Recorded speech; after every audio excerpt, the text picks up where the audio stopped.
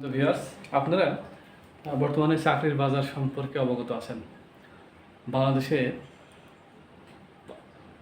ইউনিভার্সিটিগুলা medical, engineering university, private university, public, তারপরে হলো national থেকে শুরু করে অন্যান্য যেগুলো আছে সেখান থেকে প্রতি বছর 7 লক্ষ গ্রাজুয়েট চাকরির বাজারে প্রবেশ করে।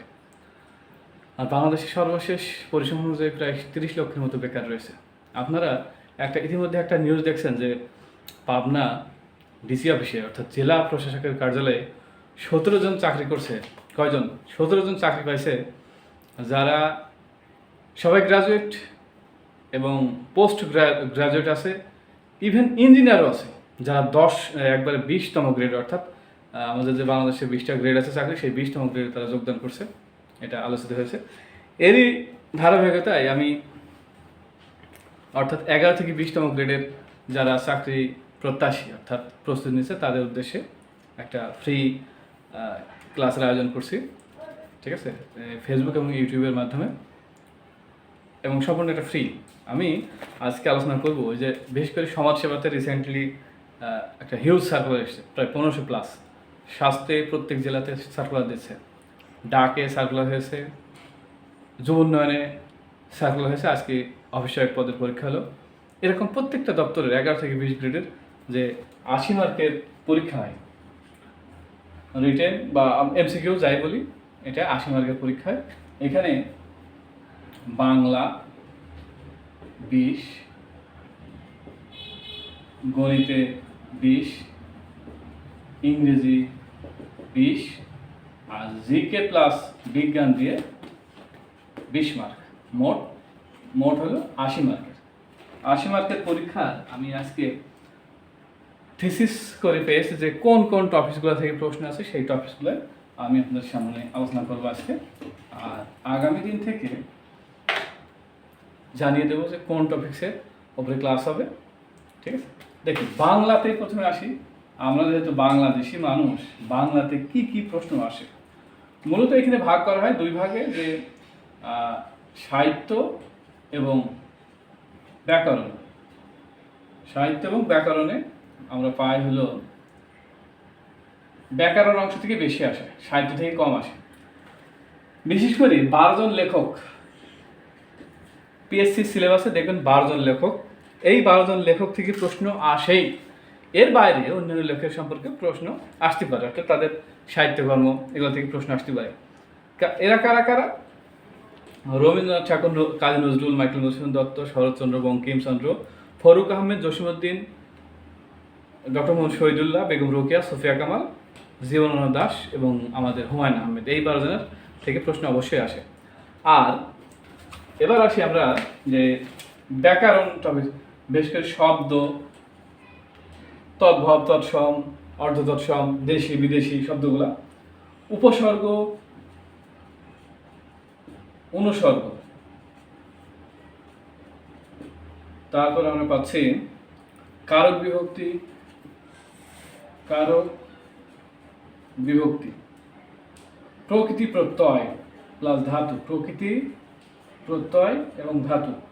তারপরে আসে নত্যবিধান, সত্যবিধান, সত্যবিধান,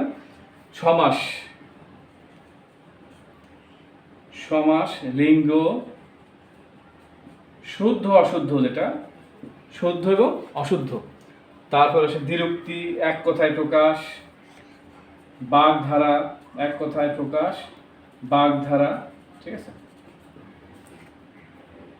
সমার্থক শব্দ, বিপরীত শব্দ। এই হলো বাংলার এখান থেকে 20 মার্ক। তবে প্রত্যেকটা পরীক্ষায় দেখা গেছে যে সাহিত্য অংশ থেকে কম আসে, 4-5 সর্বোচ্চ, ব্যাকরণ থেকে বেশি আসে। সুতরাং প্রস্তুতি নিতে হলে ব্যাকরণ অংশকেই গুরুত্ব দিতে হবে। এরপর আসি আমরা, বাংলা গেল, এবার আসি আমরা ইংরেজি আসি। ইংরেজিতে দেখে আমরা কোন কোন টপিকগুলো আসছে। ইংরেজিতেও 20 মার্ক। ইংরেজি দেখি পার্টস অফ স্পিচ, খুব ছোটবেলা থেকে মানুষ পড়ে পার্টস অফ স্পিচ। আচ্ছা, তারপরে আসি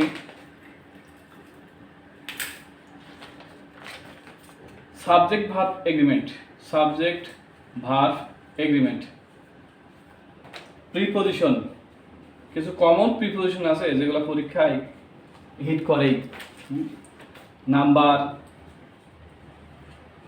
জেন্ডার, তারপর হচ্ছে ভয়েস, ন্যারেশন,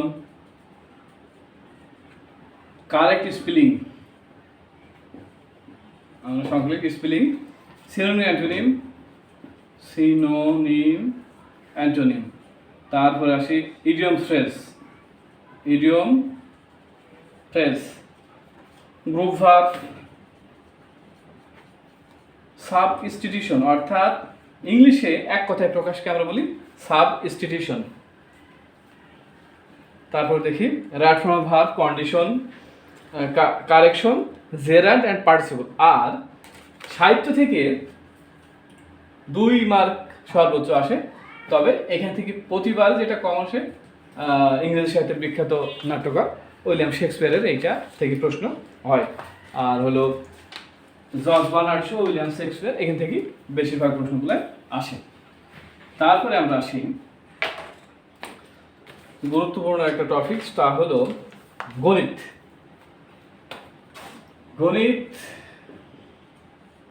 গণিতটা আসলে দেখি এখানে গণিত ভাগ করছে 3 ভাগে। দেখি পাটিগণিত, বীজগণিত এবং জ্যামিতি। পাটিগণিত, বীজগণিত, জ্যামিতি। তবে এইসব পরীক্ষাগুলোয় পাটিগণিত থেকে বেশি আসে, অর্থাৎ মোট যদি 20 মার্ক হয়, দেখো পাটিগণিত একাই এখান থেকে 12 মার্ক আসতেছে, বীজগণিত, জ্যামিতি থেকে সাধারণত কম আসে। কি কি আসে পাটিগণিতে? বাস্তব সংখ্যা, দশমিক, ভগ্নাংশ, শতকরা এবং ঐকিক। 3 স্টার, এর থেকে প্রশ্ন হবেই হবে, মাস্ট। অনুপাত, সমানুপাত, অনুপাতের যে অঙ্ক আমরা করছি ক্লাস 9-10 বই আছে। লাভ ক্ষতি, এর থেকে প্রশ্ন হয়, প্লাস সুদ কষা, ইন্টারেস্ট একটা। বয়সের অঙ্ক, পিতা পুত্রের বয়সের যে অঙ্ক আমরা ছোটবেলা থেকে করতেছি, বয়সের অঙ্ক। সময় আর হলো নৌকা, এইগুলা থেকে বেশি প্রশ্ন হয়। তবে ঐকিক থেকে মিস হয় না, লাভ ক্ষতি, সুদ কষা এগুলো থেকে মিস হয় না কোনোভাবে। এবার আসে বীজগণিত। বীজগণিতে প্রথমে আসে গুরুত্বপূর্ণ অধ্যায় হলো মান নির্ণয়। এক্স এর মান, ওয়াই এর মান, জেড এর মান দেওয়া থেকে মান নির্ণয়। উৎপাদক। তারপরে আসে আমরা সরল সমীকরণ, 2 পাশে মান দেওয়া থাকবে, এই দেওয়া থাকবে, অর্থাৎ মান কি করতে হয়। লগ ও সূচক, লগ এবং সূচক।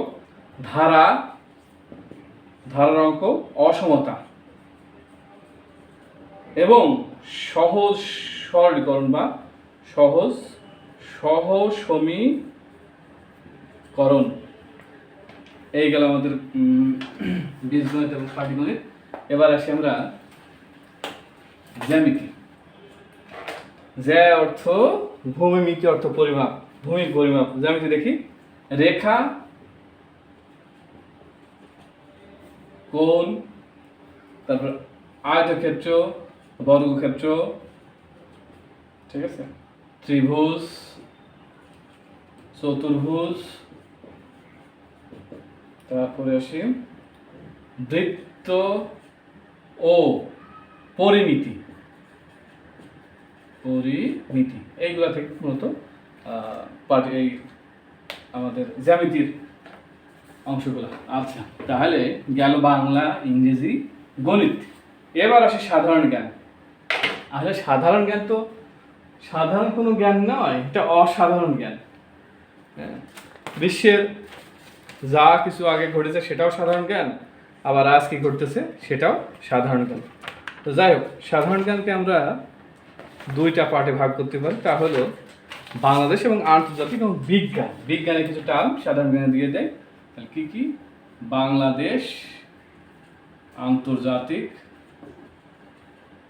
এবং বিজ্ঞান, এই 3টা। তবে বাংলাদেশটাই বেশি গুরুত্ব দিতে হয়।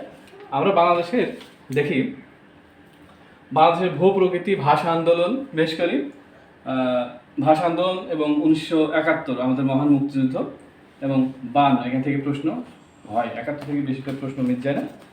আমাদের উপজাতি আদমশুমারি অর্থাৎ পরিসংখ্যানের যে তথ্যগুলা এগুলা বাংলাদেশের ঐতিহাসিক নিদর্শন, প্রাচীন বাংলার ইতিহাস অর্থাৎ কতগুলো জনপদ ছিল, কোন জনপদ কোন এলাকা কোন জনপদের অধীনে ছিল, এগুলা শিল্প ব্যবস্থা, যোগাযোগ ব্যবস্থা, অর্থনীতি, সম্পদ, যোগাযোগ, তারপর নদ নদী, এখান থেকে প্রশ্ন হয়। নদ নদী থেকে বৈদেশিক সম্পর্ক, আমাদের অন্য অন্য দেশের সাথে আমাদের কীরকম সম্পর্ক থাকবে, যেমন আমাদের বাংলাদেশ সংবিধানের 1925 বলা আছে friendship to all, malice to none. British আমল, জুলাই বিপ্লব, বিশেষ করে যেহেতু জুলাই বিপ্লবের প্রেক্ষাপটেই বাংলাদেশ অর্থাৎ পটভূমি পরিবর্তন হয়েছে, জুলাই বিপ্লবকে গুরুত্ব দিতে হবে। আমাদের অর্জন, অর্থনৈতিক সমীক্ষা অর্থাৎ পরিসংখ্যান ব্যুরো থেকে, বাংলাদেশ পরিসংখ্যান ব্যুরো থেকে একটা বই বের হয়, সেটা অর্থনৈতিক সমীক্ষা। মাথাপিছু আয় কত, জনসংখ্যা কত, জনসংখ্যার ঘনত্ব কত, বৃদ্ধির হার কত, এইসব বিষয়গুলো থাকে। আর এবার আসি আন্তর্জাতিকে আমরা বিশেষ করে জাতিসংঘ অর্থাৎ ইউএনও, ইউনাইটেড নেশনস অর্গানাইজেশন, যেটা আমেরিকায় অবস্থিত, 6টা অঙ্গ সংগঠন রয়েছে।